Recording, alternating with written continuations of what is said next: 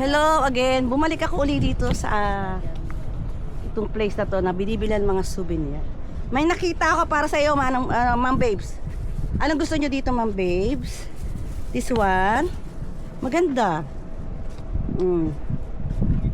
Ito na lang pasalubong sa inyo, Ma'am. Mas maganda.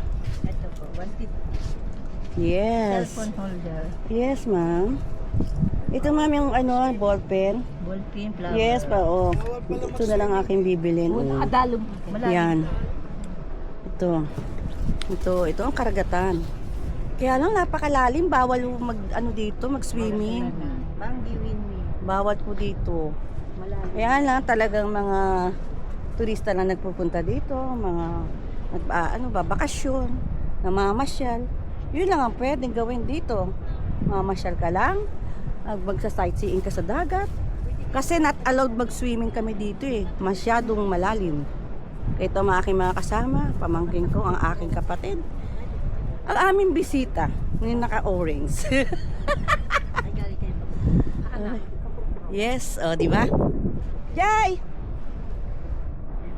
Ayun. Ayun ang aking ito, nandito kami sa Benguet Windmills, Ilocos Norte, Philippines. Ito, ang ganda, oh. Yung white sa. Ganda ang view.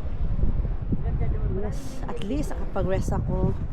Then, Ma'am Babe, may benta ako ha. Dalawa, baka makuha ko pa yung tatlo, magiging 5 yun. Pero ang hawak ko, nakadalawa na ako. Don't you worry, pagbalik ko may benta ako dyan. Ayan. O mga ka-vlog ko, ako magpapaalam na. Tapos na ang aking. Okay, ito na.